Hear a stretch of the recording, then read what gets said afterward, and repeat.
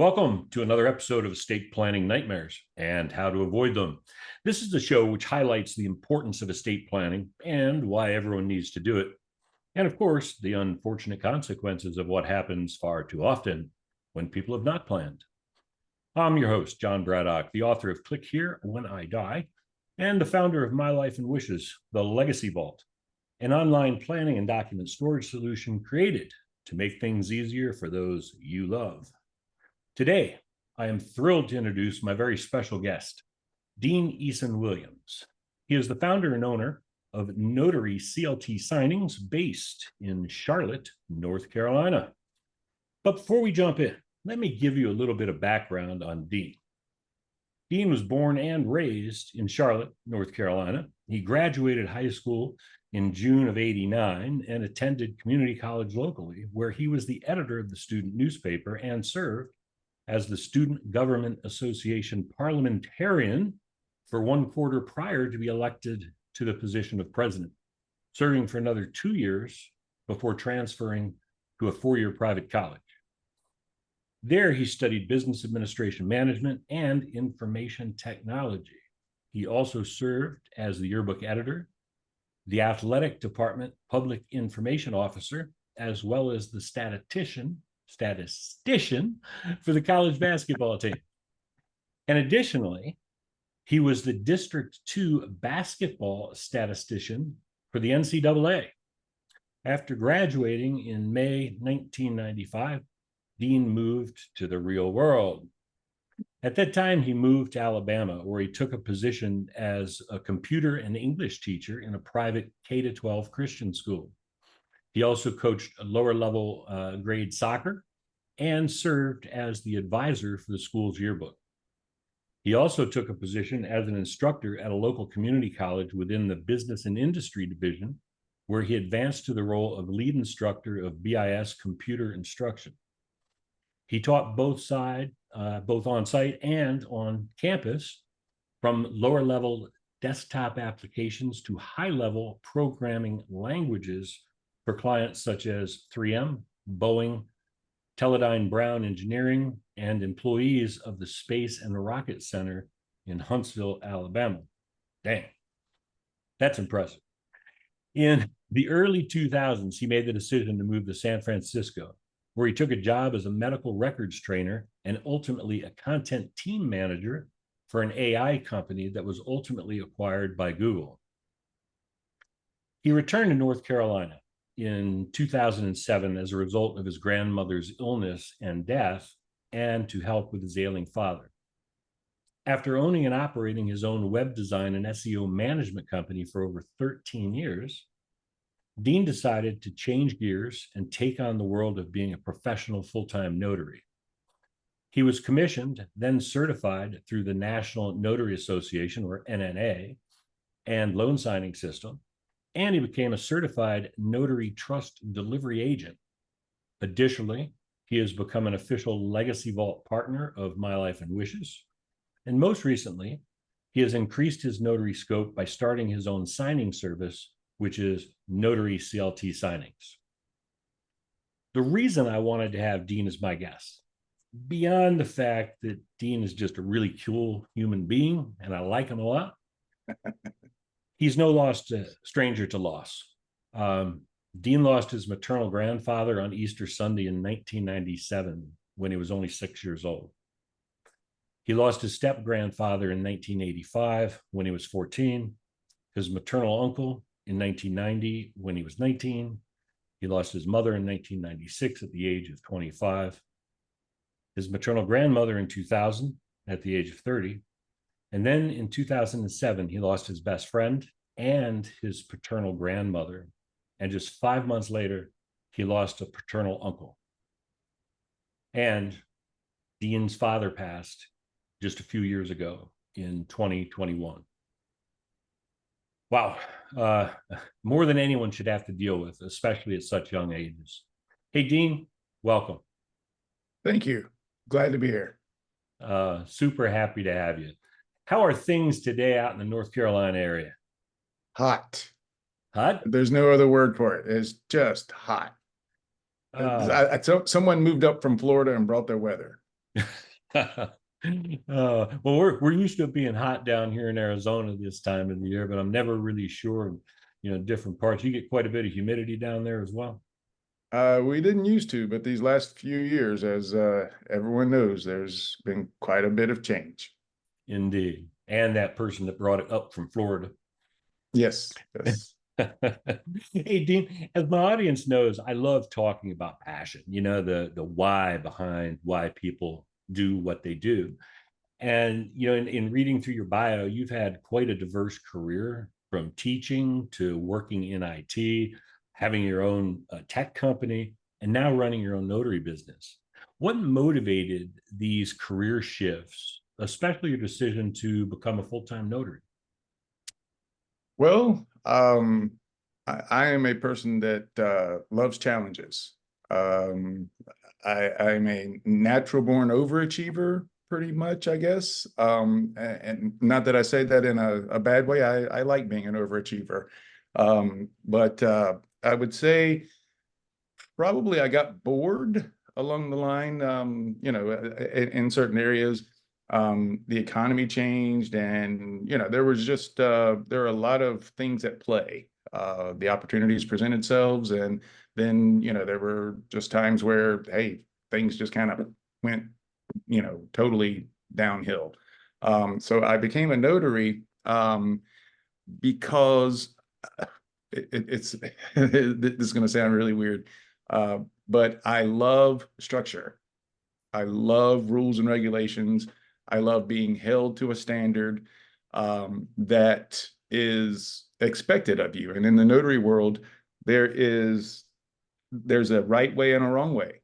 There is very, very little gray area in the notary space. You either do it right or you're not doing it right. So with loan signings, there's a specific way, a specific everything is the way it's supposed to go.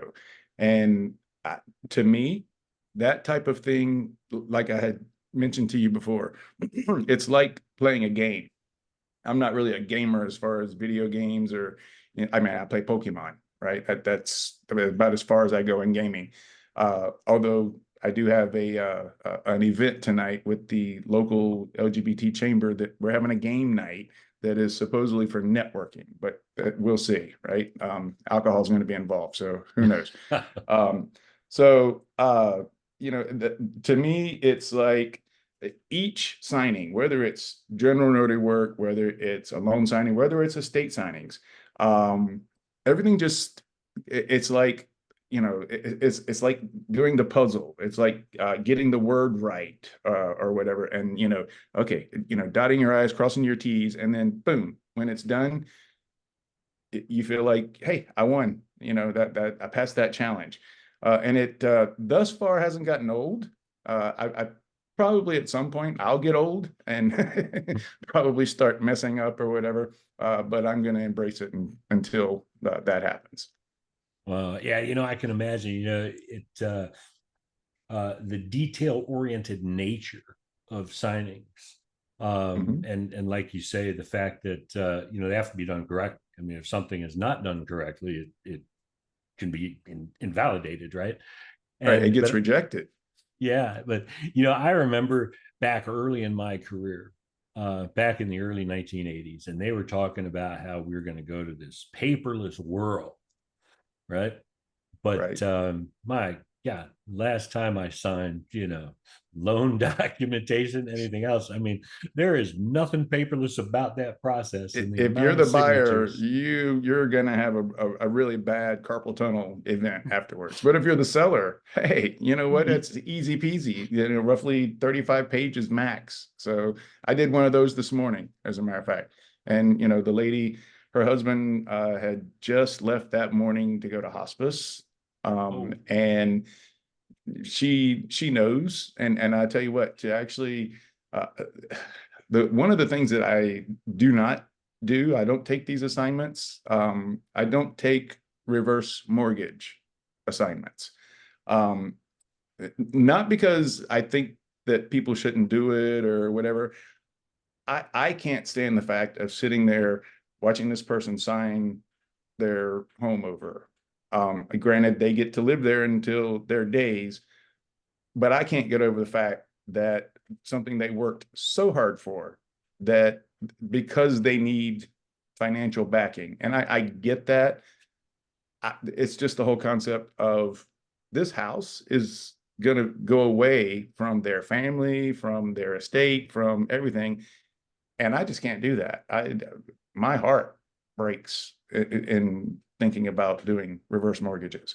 But the seller packages, wow, this morning the lady, she had accepted that this was inevitable. And I heard her, she had a phone call while we were doing it.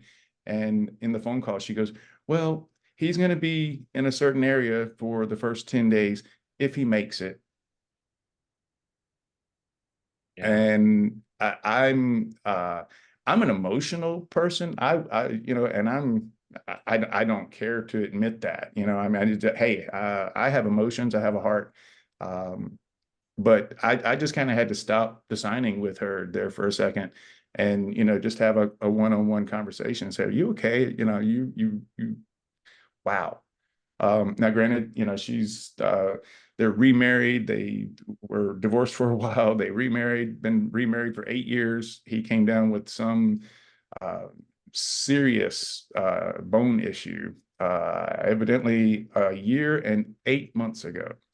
And now he's in hospice. Wow. That's, to me, that is a terrible turn of events. And I know we'll probably get into legacy vault, estate planning.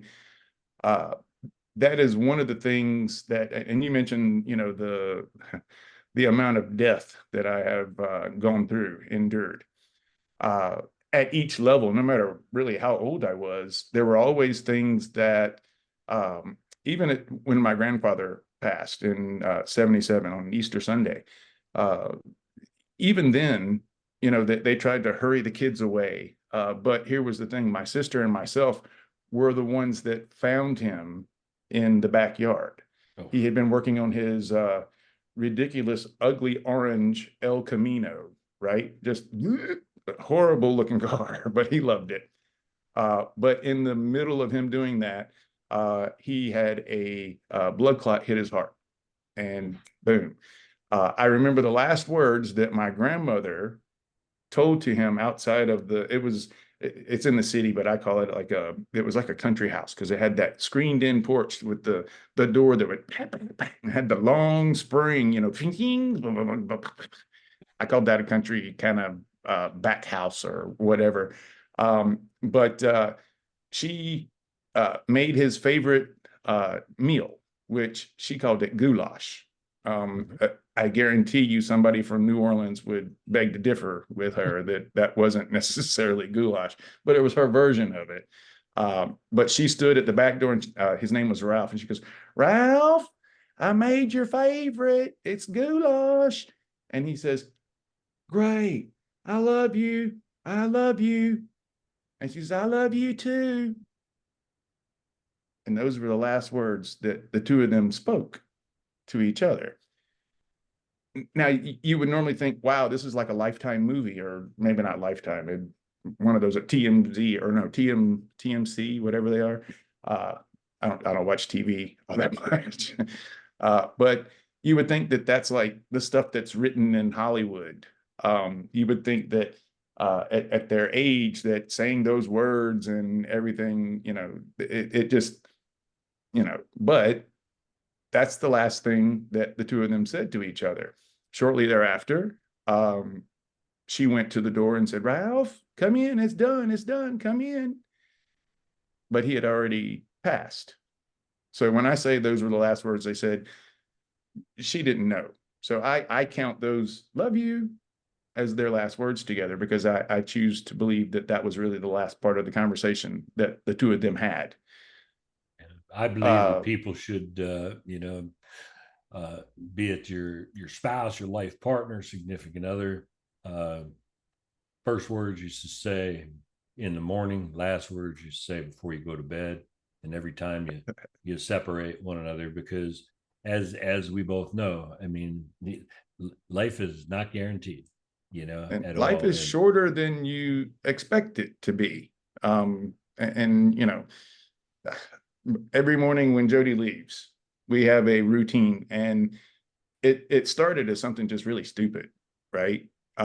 We'll go out on the front porch, we sit out there together for a little bit after we've gotten all of his stuff ready for, he takes a lunch, I make him a lunch and everything.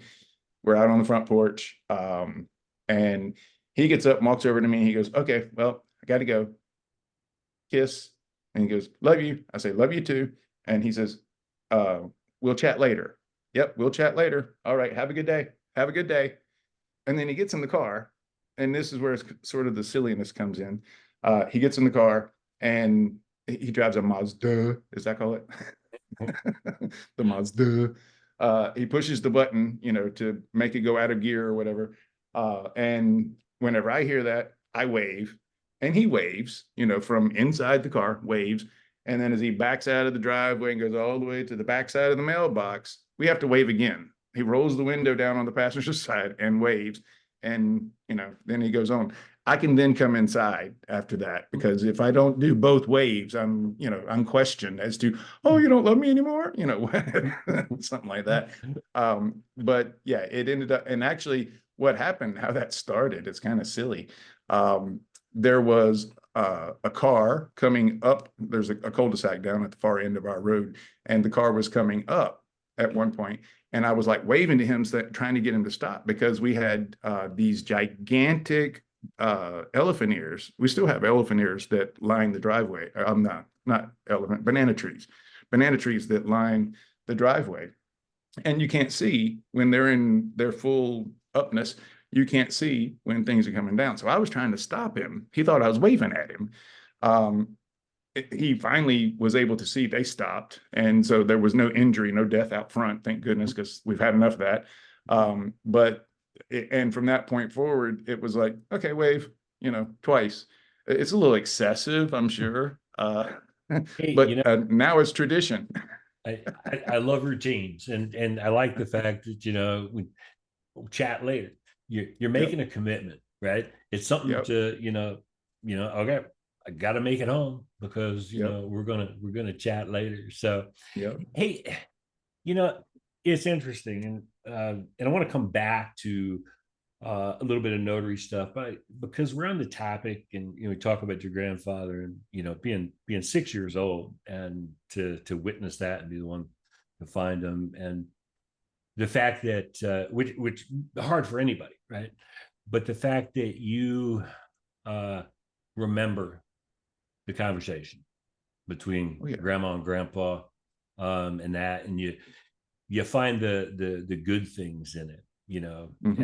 as you go on, and it's a great story. I love stories, both good and not so good.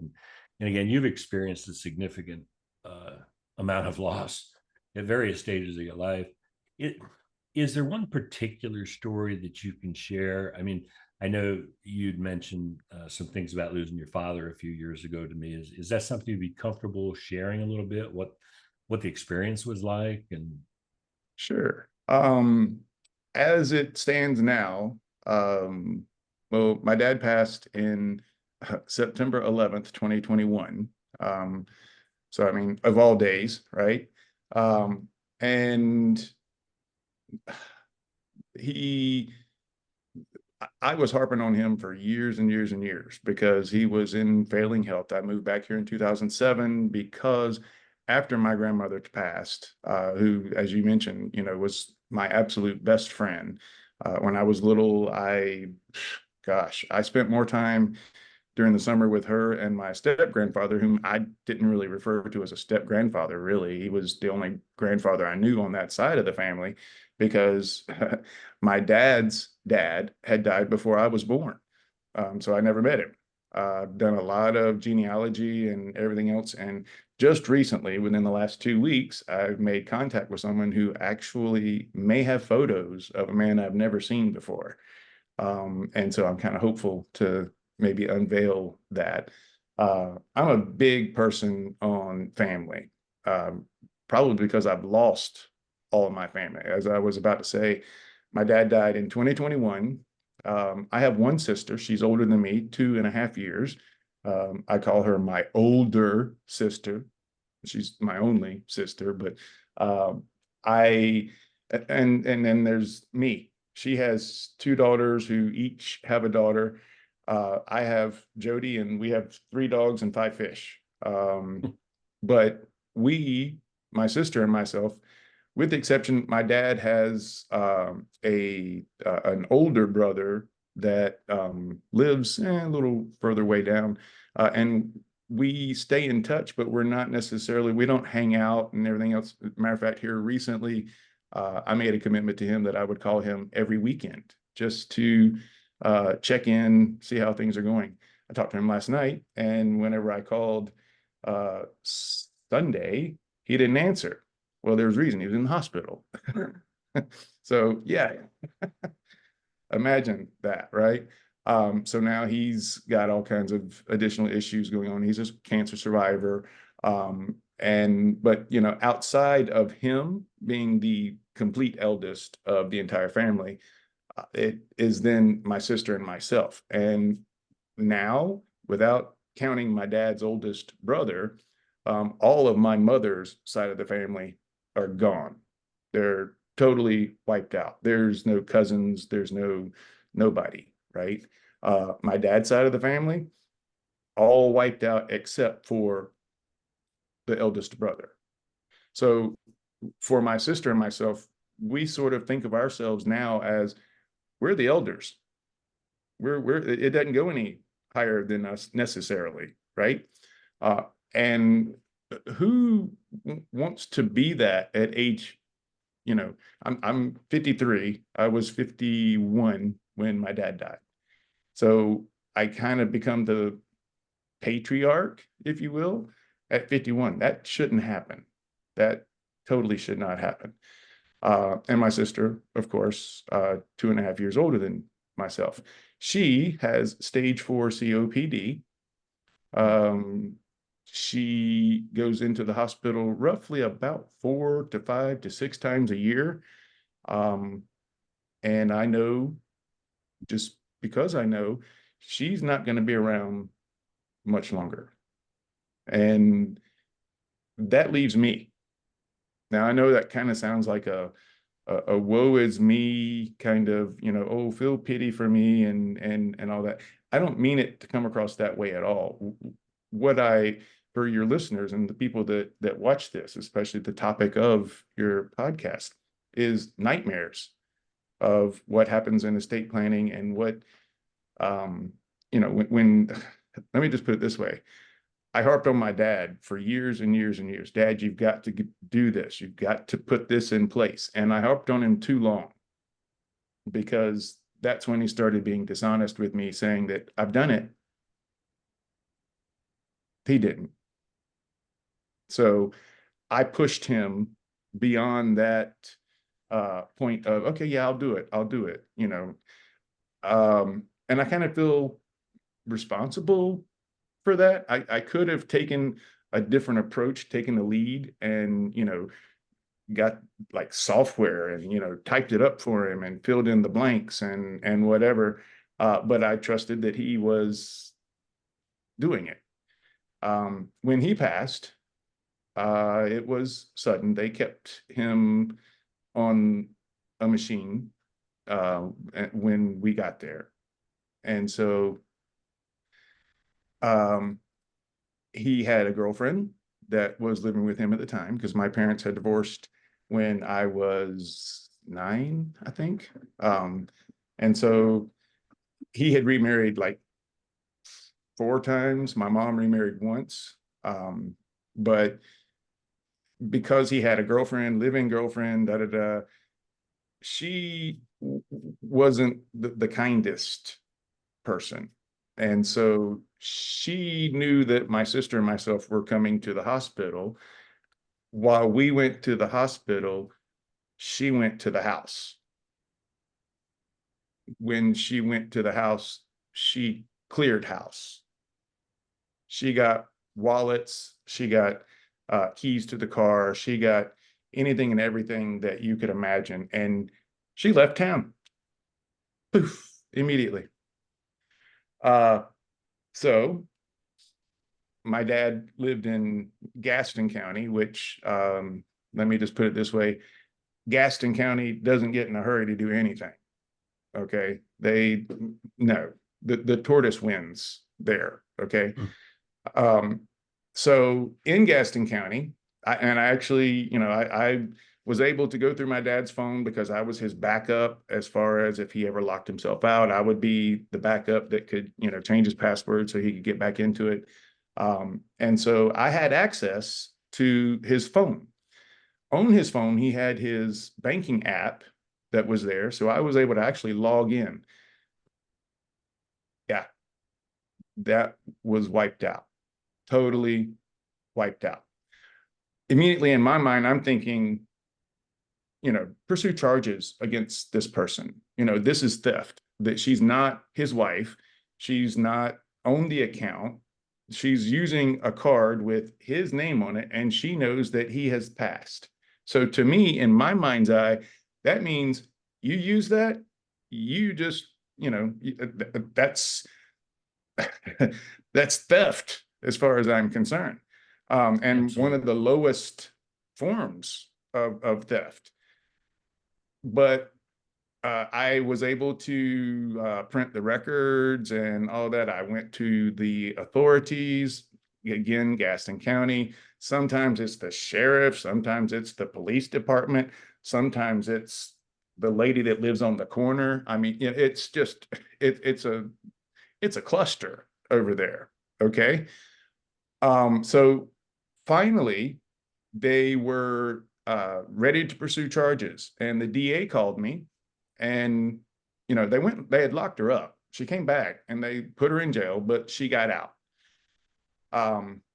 The DA called me and says, well, I hate to tell you, but I can't put this in front of a jury because we can't say whether or not on your dad's deathbed, if he told her, hey, use my card, it's your money. I can't prove that he didn't say that. So we can't do this in court. We're going to have to drop the charges. Oh. So they dropped the charges. So she didn't even have to face any punishment other than a little inconvenience of 15 minutes of going and checking into jail and leaving. After that, okay, here's the other part, which is actually North Carolina State. And I'm a Tar Heel bleeding blue and blue through and through. Go Heels. Love my state. But the state has a guideline that if you don't have a will, you have to have somebody who is going to apply to be administrator instead of executor, because you can't be executor without a will. The executor, the executor executes the will. Right. The administrator administers the estate, right? Both pay the bills, both do the taxes, both distribute and everything else, but one has to wait 30 days before they can even apply. Wow. You had to wait 30 days to be the administrator. So for 30 days, I couldn't go in the house. I couldn't go through and do anything to see what she had done or hadn't done. Then we found out she's still living there. She was still living in the house, by the way, with her boyfriend. Did you make those two things out? She had a boyfriend on the side while she was supposedly right. So this was insane. Okay, so it's insult to injury. I know it's like you need to sip something, right? I mean, add something else to that. Well, yeah, it's it's just water. But here in this story, it needs to be a little more potent than that. Right. So, sorry for a longer story, seeming longer than what it should be, but essentially, I had to and by the way, the landlord would not let us in. I went to the landlord with the sheriff, and the landlord said, well, as long as she's living there, because get this, this is just going to blow your mind. She found a copy of the lease, and in purple crayon, did you hear it? Purple crayon, wrote her name as one of the tenants. Hmm. I know I would have chose a blue crayon. I mean, really blue, Yeah. right? Yeah, If for you're going to sure. use crayons, right? Yeah. And I mean, here's the problem. I'm sure she's eating crayons. I mean, because this is ridiculous, right?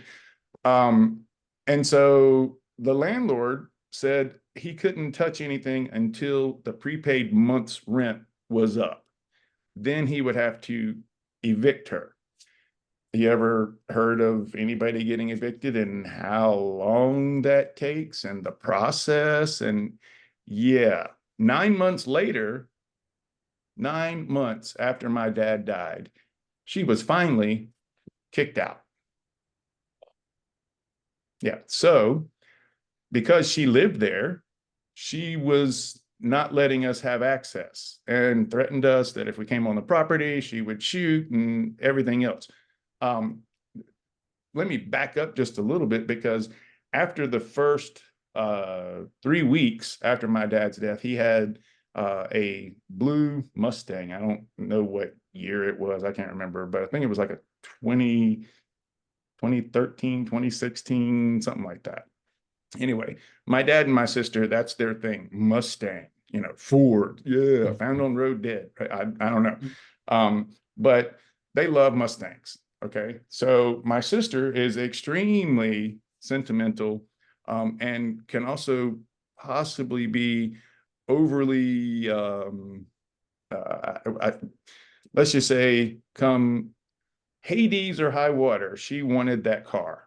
And so I turned the opposite direction, and she had it put on a rollback truck, which I guess is something that they can pull it onto it, and had it transported to her house and put it in her garage, because she didn't want the girlfriend, who couldn't drive anyway. She didn't have a license, because she had had 3 DUIs or something like that. I don't know. So my sister takes the car, parks it, and covers up the windows in her garage so that nobody will see that it's actually in there. And once I was able to start, a year and a half later, after going through all of the probate stuff, all of the searching through, trying to find documents, having to go online, it's amazing how much stuff just comes out of the woodwork. And death brings out the ugly. It brings out the ugly. So, I'm looking for life insurance policies. I'm looking for, thank goodness that he had Medicare, because I was shocked that out of a $50,000 medical bill, we only had to pay $495 or something like that. So for those people who say, "Oh, I don't like Medicare," I love it. It covered a lot. I don't know what's happening back there. Something changed. Oh, That's a nice scenic effect, though. I like that. That was good. alrighty then. For those that are just listening, it just looked like fireworks went off behind Dean, and it actually was at a really good moment in the story. So that's really cool, right? So, Well, we went through all the documents, and I was able to finally, when you do probate is not fun, because you have to go appear before them. There's different steps along the way of this report has to be put in, and it's an estimate. But after you actually are able to look at everything, you have to give real value to the assets, and you have to pay to submit that report to probate. By the way, you had to pay to be an administrator. Okay. Not only that, but you have to actually go to all your siblings and say, "Hey, do you mind if I be the administrator, or do you want to, we're going to have a runoff here, right? Elect me administrator." And if there's disagreement amongst the family, thank goodness my sister, she says, "Oh Lord, I can't do it. You're going to have to." I already knew it was going to be me. I actually did several others prior to this, but they were heck easier than this one. This one really put me through the ringer, because it doesn't allow you to grieve. You cannot grieve, because your mind is just constantly racing about, did I do this one? When do I have to go do here? Did I file this? Did I, all those things, right? And so finally, literally 2 years, 2 years, I was able to go and have my final meeting, submit everything, and be released from my administrator duties. However, should anything pop up from now on, even though the estate is closed, anything pops up that, you know, the estate had to do or had to cover or whatever, that court will contact me, and it has to be opened up again for that issue to be settled. You want to talk about weight? I mean, all the things that I saw come out that I had no clue, because, oh, by the way, a little interesting fact. There's this thing called, I don't know if they're payday loans or something like that, but you can actually, evidently it comes in the mail, and you just put your little information right there, and they'll create an account for you and debit like $200 or $300 in your account. Boom, free money. Not quite, because when you open those, there's an interest rate that is through the roof, and it compounds and da da da da da da, and boom, the girlfriend had opened up 6 of those in my dad's name. So that was also part of the fraud that I tried to get the sheriff to do, and the DA. Hands off. They couldn't prove it. There's no jury in the world that's gonna, you know. Okay, so what you're saying is, I, as the survivor of this issue, I just basically look at it and say, well, she gets off scot-free. So and your dad's if estate that is has true, to and it pay all the debt back, and there's a term for that. I think it's called elder abuse. yes, And unfortunately, there's not a lot you can do about it after the fact. And right, even when the elderly individual is still alive, it only works if you can convince that individual to take an action and press charges. yep, and So, move away from that. Yep. yeah, Well, wow. and to kind of tie this in with, like, you know, estate signings and having an estate plan and legacy vault, had my dad done the things that I had asked him to do, probate would have been avoided, right? The will would have named me executor, and boom, everything would have fallen nicely into place. Now, granted, there would have been other aspects of her that would have complicated things and so forth, but at least the pressure, the stress, the anxiety, and almost the fear of unknown, because you don't know what is coming, because you have to put out the notice to creditors, and it has to publish 4 different times, and you know they have until 3 months after the last time that it was published in order to actually send stuff in. So you're sitting back here waiting, thinking, what else did she do? What else is coming in?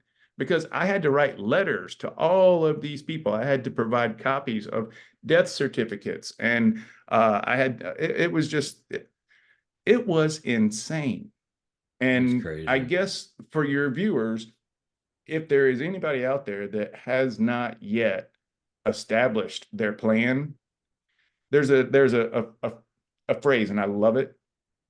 Everybody's heard it, but this fits perfectly into this entire space. And that is, if you fail to plan, you plan to fail, Absolutely. because Absolutely. you are putting that burden on those that are left. And what And to people me, that's don't a failure. understand is that, and so many people just think, well, I don't have much, and da da da, and somebody will figure it out. Well, you know what? Everyone has stuff. Um, Mhm. to figure it out, like, in your case, you have to be an administrator. You got to deal with probate, which, depending on what state you're in, can be a year, it can be 5 years Yep. before assets can be distributed, and things can happen. It's Yep. time consuming, it's frustrating, it's increased stress and anxiety, it's expensive. And Expensive.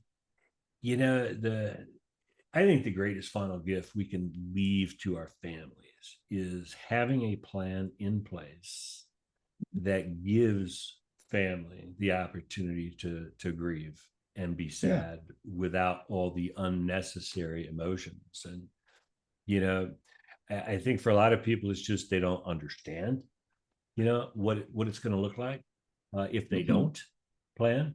And then there's some that just don't care. I Right. can't fix those that don't care, um, but we can help educate and inform people, what it's going to be like and why they should be planning and why they should be preparing. Which is why I love having people like you come on and share stories as ugly as they are, and frankly, this one's kind of mind-blowing.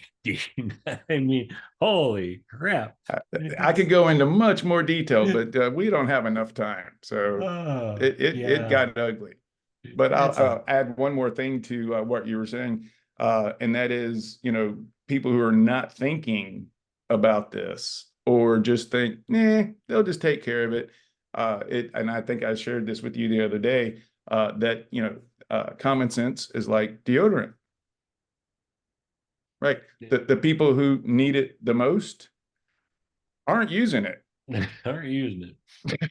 Exactly. So, I mean, common sense says, hey, and you put the point out there that a lot of people think, well, I don't have much. It's not when we think of estate, we think of big old mansions and all these cars and stocks and bonds and vacation homes and whatever. But you know what?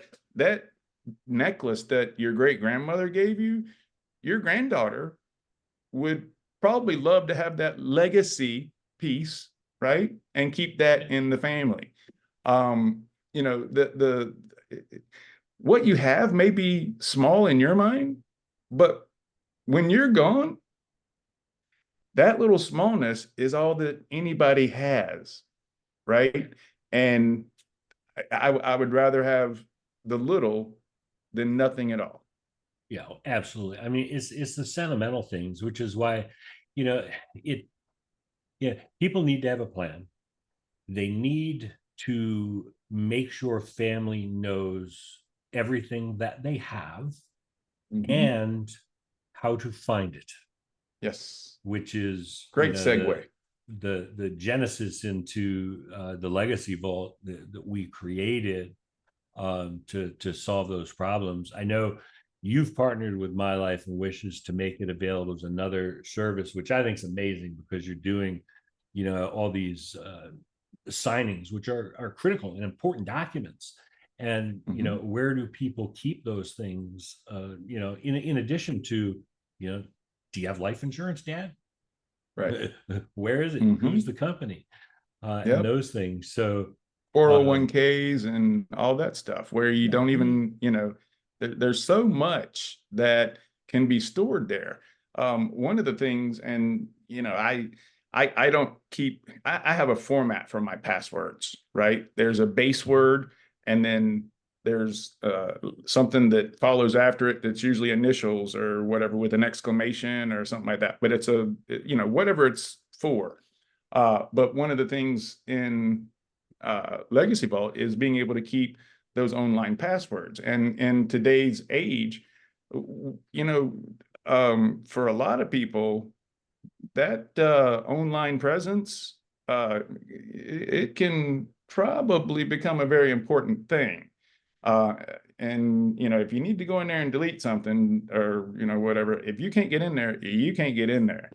And that's true for like bank account passwords. That's true for social media, obviously, but also any other organizations that you may be a member of. exactly. If and we have computers that will store the password, the username and password, and so forth. That's great, but it's also dangerous because if you leave your computer somewhere and you're not gone, Right. boom, boom, boom, it's accessible. Well, But leaving this, hard drives fail.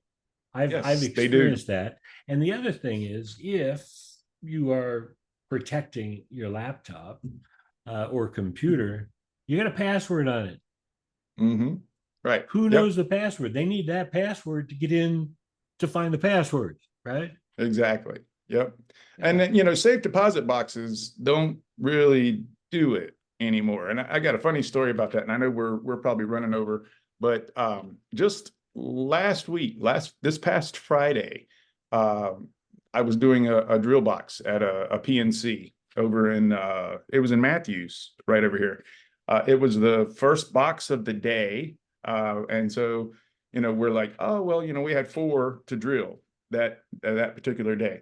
So the girl that was there, the manager, she was brand new. She's never overseen any of this. And there's protocol. You have to have 2 people from the bank in the vault at the same time. You have to have the notary and the person who's drilling. So it's all, there's not ever single one person, left unguarded. And so very first one, it was box 27. Okay, so the guy's drilling it. And so when Bobby, pulls it out, he's like, oh, it's not empty. And I'm like, crap, because when they're empty, you don't have to do anything, right? You still get paid. But you're there, so you still get paid. But when they're not empty, you have to sit there with the bank manager and go through an inventory of everything that's in there. Well, lo and behold, as they say, box 27 comes sliding out, and Bobby opens it up, and we see, is it Kensington or Kennington or whatever, a pack of bullets. Well, that immediately right off the top means we're going to have a visit from law enforcement, because they have to actually come take over anything that's ammo or firearm or anything that's related to that. Well, the bank manager, oh, I don't know what to do. What? I had never done this. I was like, I'll walk you through this. Okay. And what was weird is Bobby, he's been doing this for 14 years. This is the second time in 14 years that this has happened. And he's like, Dad, burn it, But anyway, I was like, you, first of all, I said, you need to go get gloves. She goes, oh, yeah, you're right. I'm going to go get gloves. I was like, okay, that would have been my first thing, boom. So she goes and gets gloves. She puts gloves on me. And so there's a rag in this tray. And it was the small safe deposit box.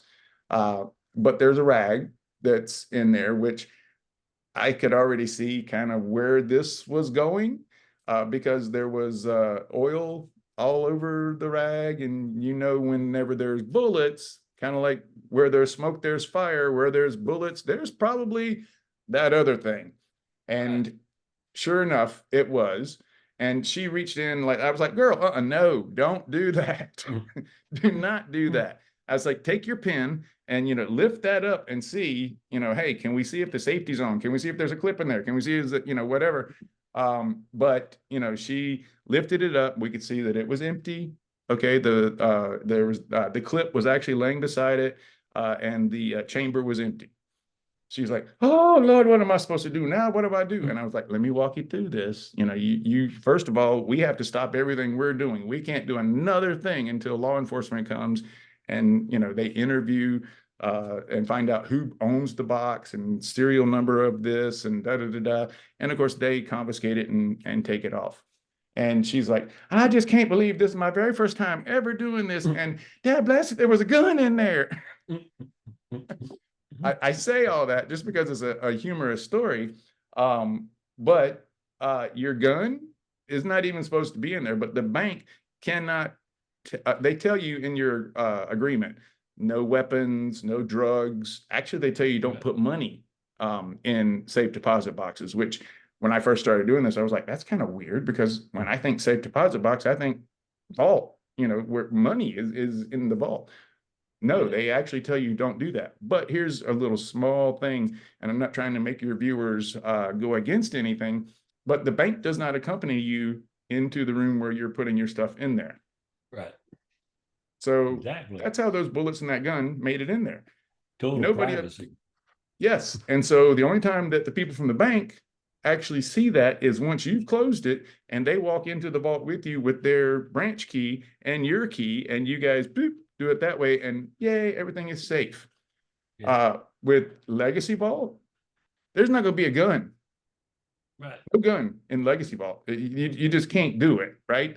And also, the master branch key is actually the person that you've actually given access to when they need the access. So there's not a drilling process like you do with safe deposit boxes and go through all this drama of, ooh, let's open it up. No, you've been given advance permission or access. Type. Everything's right there, and nobody gets hurt. And in a legacy vault, if you are a gun owner, you can tell family where the firearm Where it is. You know, yeah, it's in the safe deposit box. Yeah, or it's in the upstairs bathroom above the ceiling tile behind the vent. So, you know, get it out of there before you end up selling the house or doing whatever. As a gun owner myself, last place I would ever put a gun is in the safe deposit box, because because where are you going to use it? Yeah, I'm sure if I need to use it, the bank's not going to be open. Robert, hold on 1 second. I need to go get my gun. Yeah. Can we go to the bank together? That's right. Oh yeah. My. Hey, well, this has been great. I want to ask you one more. Well, actually, two more questions. And we can do this again another time, because you and I could talk for days.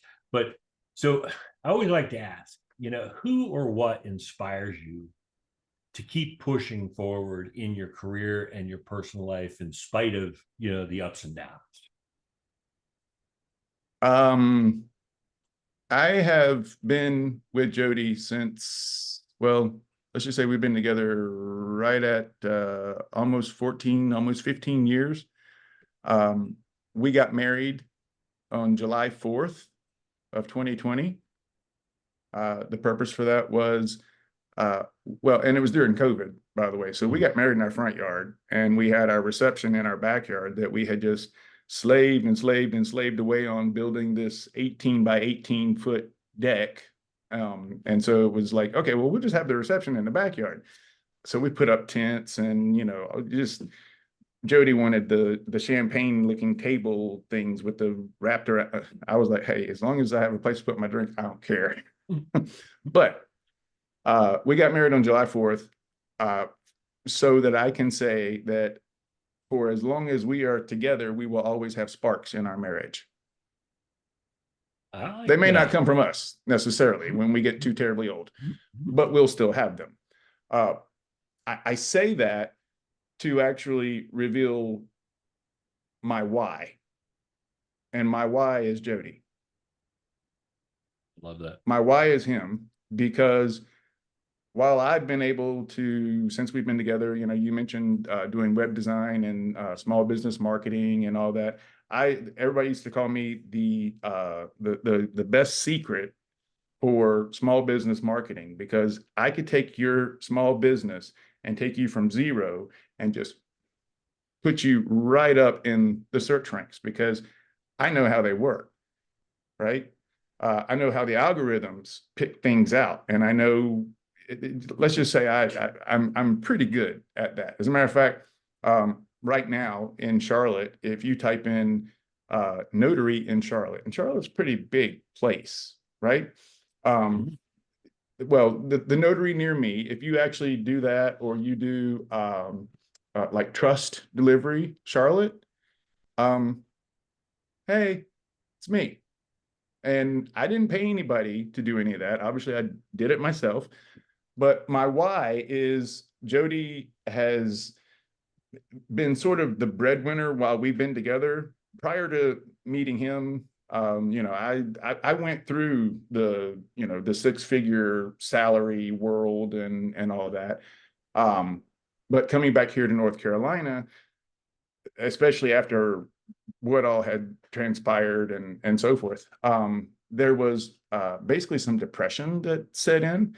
And I mean, not like depression, like I'm going to kill myself, but depression as far as feeling less than, and, you know, I'm washed up, you know, I'm no longer on my game and stuff like that. And so I reinvented myself doing the web design and the SEO.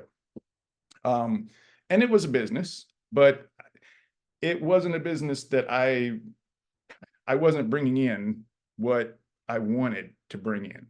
And the thing about me that is difficult for me is, if something is my passion, it's my baby, I have a very difficult time handing it over, even to let somebody just hold the finger of the baby, right? Because that's my baby, and I do that the best that anybody's going to do for me. I'm not sure I can trust you to do and handle with care the same way that I do. I'm selfish in that way, selfish with my quality of work, I guess. And being a signing service owner now, I say that and it sounds weird because I've only been a signing service owner since the beginning of June. But uh,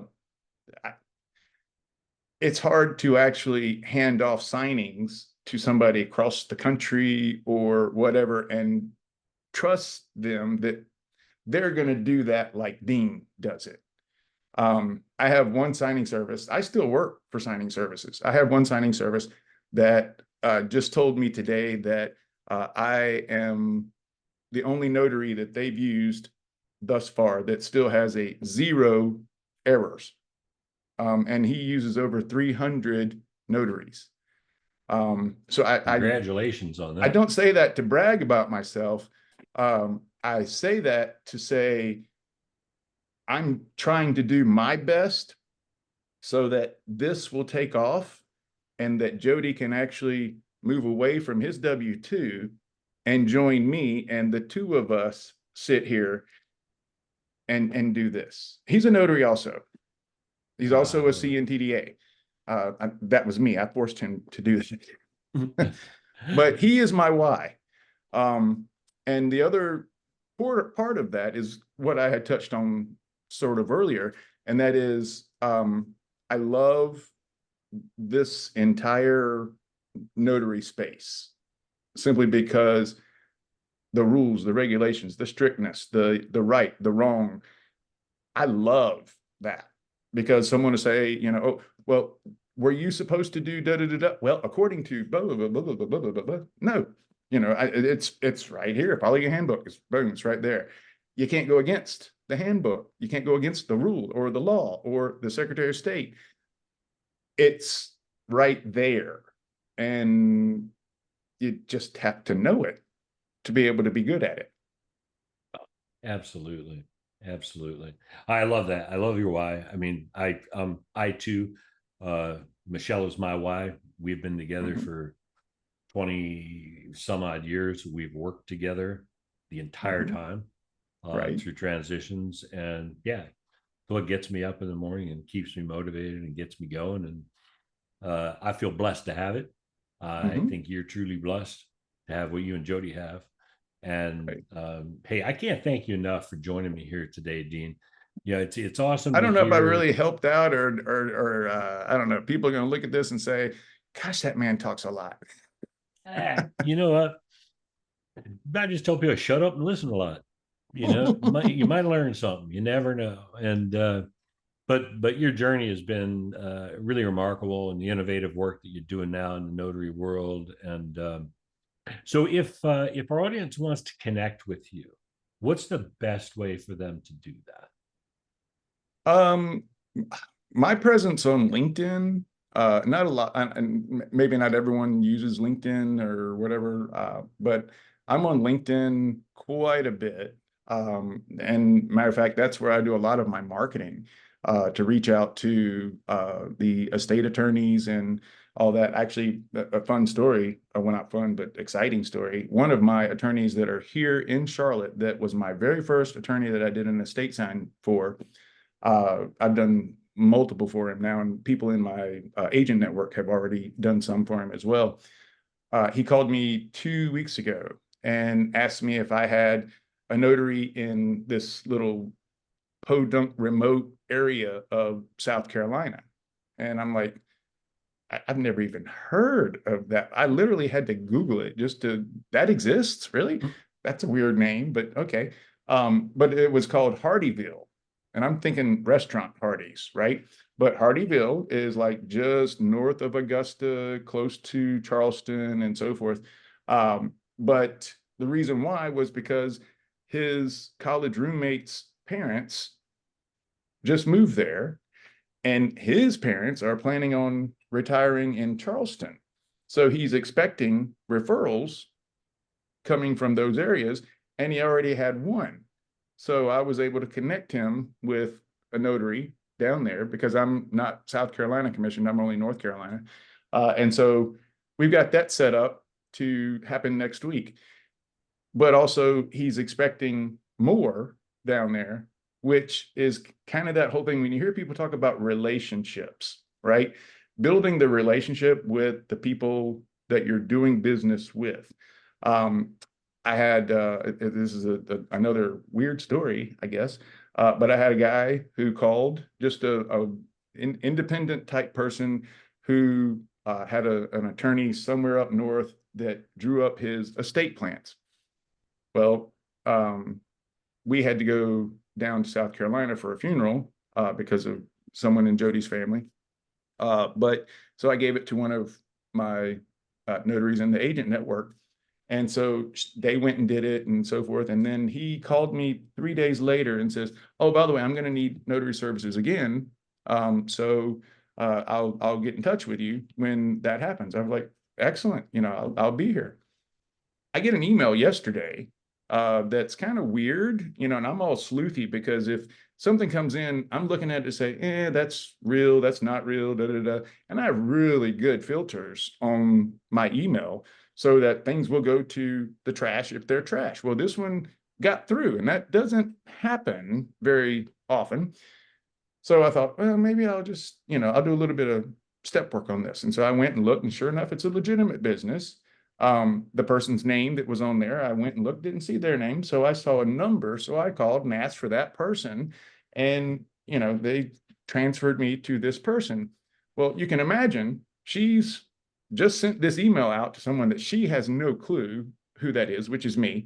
I've just received an email from somebody that I have no clue is, which is her, but it is sent through this secure encryption to encryption platform that is not her business, right? So they're using a third-party encryption to secure their mail. Well, oh, and do you remember what that was? Mm-hmm. Okay, that's going to happen. And so when I actually figured out from her, when I called her, she, you know, she's sort of skeptical because evidently she knows that she sent valid, legitimate documents through this particular secure exchange. I'm calling saying, I got an email from you, but I don't know why. And she's like, oh, well, maybe it was a mistake. And boom, that's her first thing of thinking, it's a mistake. I've sent it to somebody wrong. Let me correct it, da, da, da. And so she's trying to protect the information on her end and not give me any information about it. Because she's like, well, you weren't expecting any documents? Not that I'm aware of, but I do own a signing service. And, you know, I do get documents on a regular basis, but just not like this. And she says, well, let me check with the lender and I'll, you know, figure it out. But it is a legitimate transaction. And I'm like, okay. So we hang up and I'm sitting there thinking, you know what?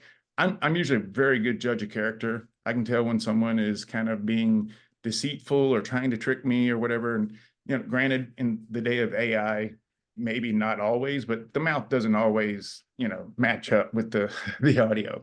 But she sounded very trusting. The website for the business was huge, and it was just something that I felt like, yeah, I'm going to take a chance on this. So I clicked on the button that said, you know, go to secure portal. So I went and looked at it, and I'm scrolling through here, looking at these documents, and I'm like, who in the world would be, you know, sending this? And I'm looking at the names and da da da da. But these were properties that were being sold. Well, I'm looking and looking and looking, and boom, there's his name. The guy that I did the estate signing for, who was going to let me know, but he didn't let me know. They let me know.